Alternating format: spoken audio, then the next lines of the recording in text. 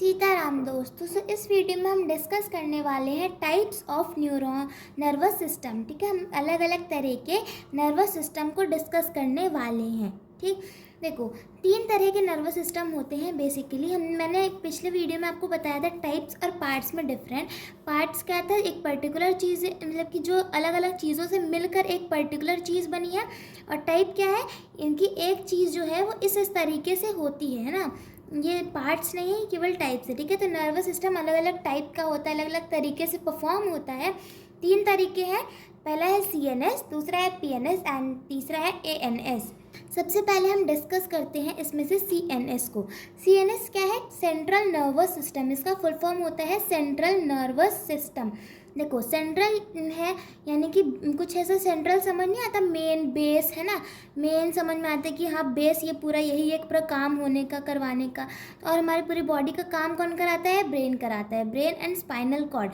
सो brain CNS जो है central nervous system जो है वो कंजिस्ट किसको करता है, ब्रेन और स्पाइनल कॉर्ड को कंजिस्ट करता है। यानी कि ब्रेन और स्पाइनल कॉर्ड आते हैं CNS के अंदर। यानी कि CNS वाला जो तुम्हारा टाइप है वो ब्रेन एंड स्पाइनल कॉर्ड के सारे फंक्शन को कंट्रोल करता है। ठीक है, अब देखते हैं हम इसमें से ब्रेन का क्या काम है। ब्रेन क्या है, coordinating centre of the body. यानी कि जो तुम्हारे मैसेज के ट्रांसफ़र वगैरह पूरा काम जो होता है तुम्हारे शरीर का, कि हाँ यहाँ अभी हाथ चलाना, पैर चलाना, ये करना, वो करना, जितने भी काम होते हैं वो क्या है, एक कोऑर्डिनेटिंग चीज़ उसको कहा जाता है। कोऑर्डिनेट करना उसको कहा जाता है, जो कि कौन वो करता है, परफॉर्म करवाता है, ब्रेन करवाता है। ठीक है, तो इसीलिए हम इसको क्या कहते हैं, centre of the body.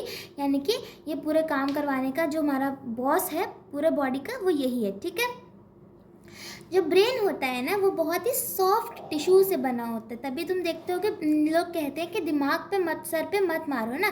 Sir पे मारने से क्या है, तुम्हें बहुत ज़्यादा ही सीरियस इंजरी भी हो सकती है, क्योंकि ये बहुत सॉफ्ट टिश्यू से बना होता है। सॉफ्ट टिश्यू से बना है, अब कुछ तो चाहिए ना प्रोटेक्ट करने के लिए। अब एकदम ही तो नहीं इसे छोड़ना है, तो हमें जो प्रोटेक्ट करने के लिए चाहिए वो कुछ बोनी सा चाहिए।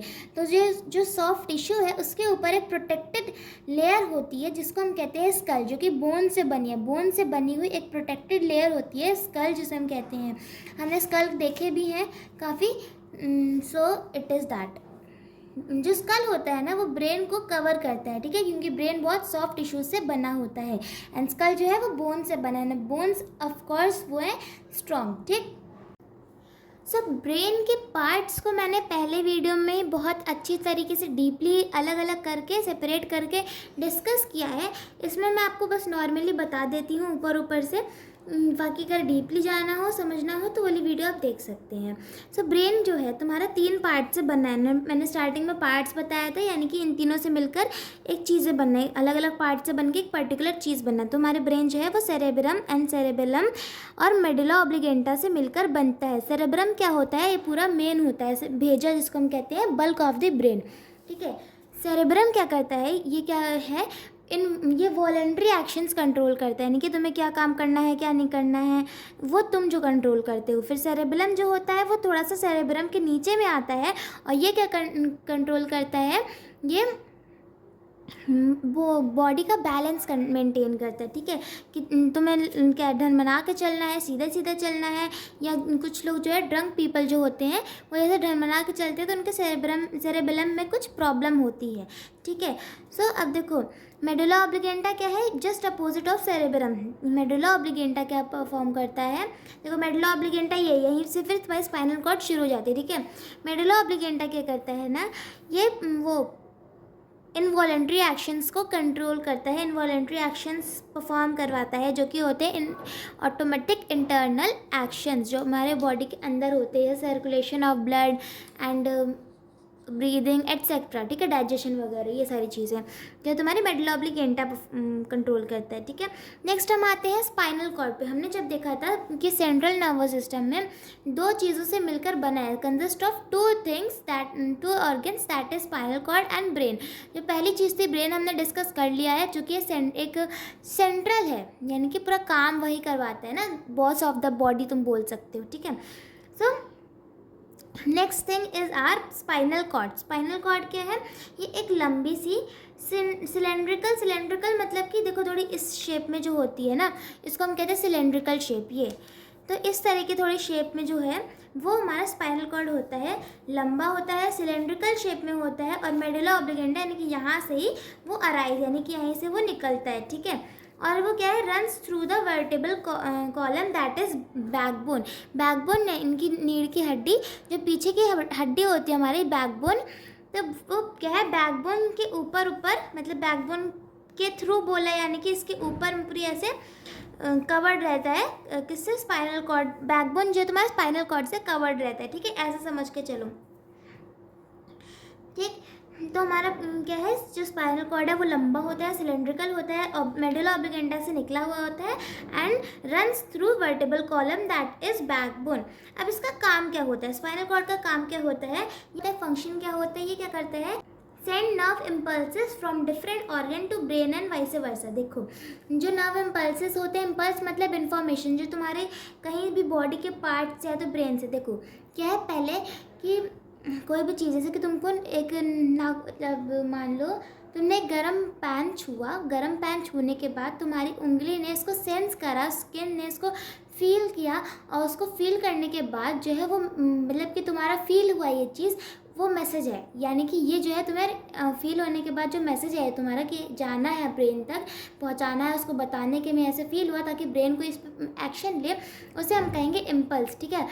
तो ये तुम्हारा अब नर्व इम्पल्स है, वो जाएगा किसके थ्रू जाएगा, स्पाइनल कॉर्ड के थ्रू जाता है, स्पाइनल कॉर्ड से जाता है ऊपर ब्रेन तक, और ब्रेन का जो क्या है, वैसे वर्सा बोला है यानी कि brain to spinal cord.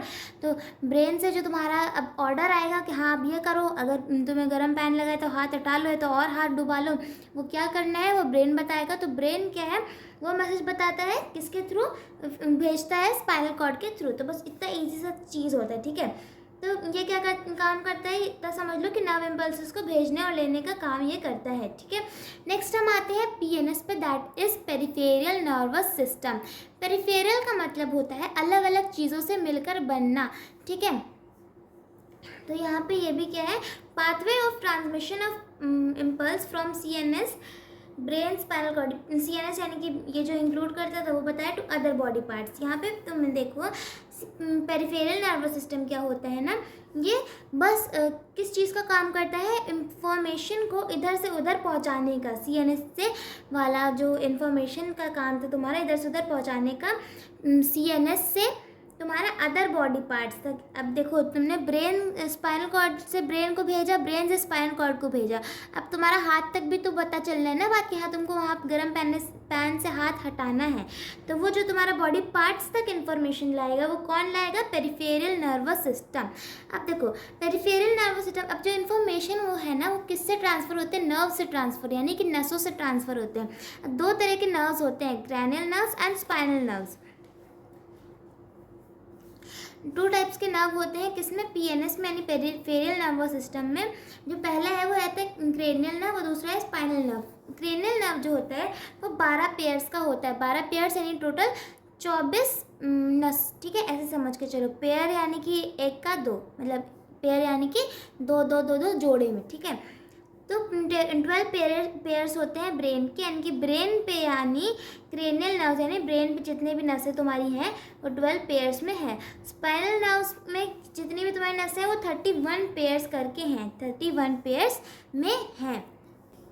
Next हम आते हैं ऑटोनॉमिक नर्वस सिस्टम यानी कि एएनएस पे। जो ऑटोनॉमिक नर्वस सिस्टम है वो क्या करता है, सारे इंटरनल ऑर्गन्स को कंट्रोल करता है। अब इंटरनल ऑर्गन्स है तो ऑफकोर्स ये बात है वो ऑटोमेटिकली कंट्रोल होएगा। अब देखो नाम से तुमको समझ में आ रहा है ऑटोनॉमिक है, तो यानी कि अंदर का जो काम है वो तुम्हारा ऑटोमेटिक वाला पूरा कंट्रोल होना है, ठीक है। अब देखो इसके पार्ट्स क्या है, इसके पार्ट्स जो होते हैं ऑटोनॉमिक के पार्ट जो हैं वो है, एक पहला सिंपैथेटिक नर्वस सिस्टम, दूसरा है पैरासिम्पैथेटिक नर्वस सिस्टम।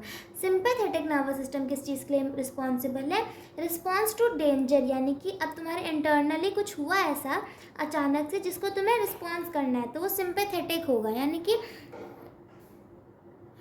तुम इस चीज़ को रिस्पॉन्स करोगे।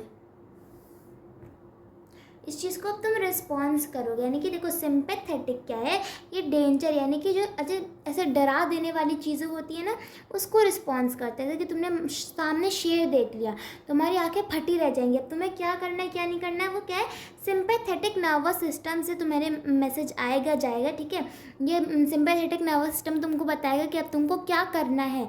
ये रिस्पॉन्स टू डेंजर करता है, यानी कि डर को रिस्पॉन्स करता है। जैसे कि तुम्हारा हो गया कि शेर आया तो तुम्हें वो मिल रहा है, क्या करना, ऑर्डर मिल रहा है कि तुम्हें भागना है वहाँ से, ठीक है। अब दूसरा है पैरासिम्पैथेटिक। पैरासिम्पैथेटिक क्या करता है, तुम्हें रिलैक्स करता है।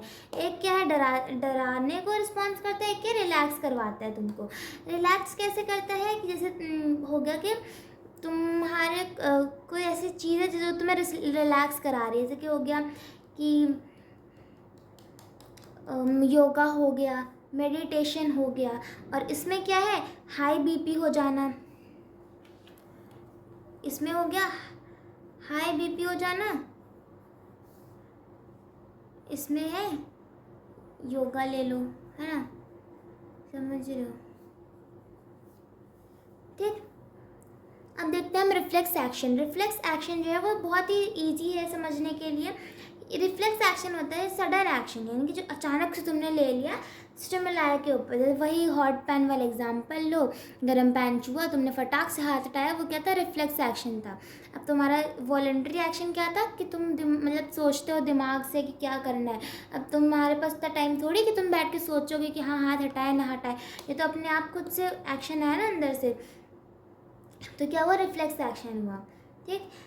आज की वीडियो में हम बस इतना ही डिस्कस करने वाले हैं। नेक्स्ट वीडियो में हम रिफ्लेक्स आर्क को डिस्कस करेंगे।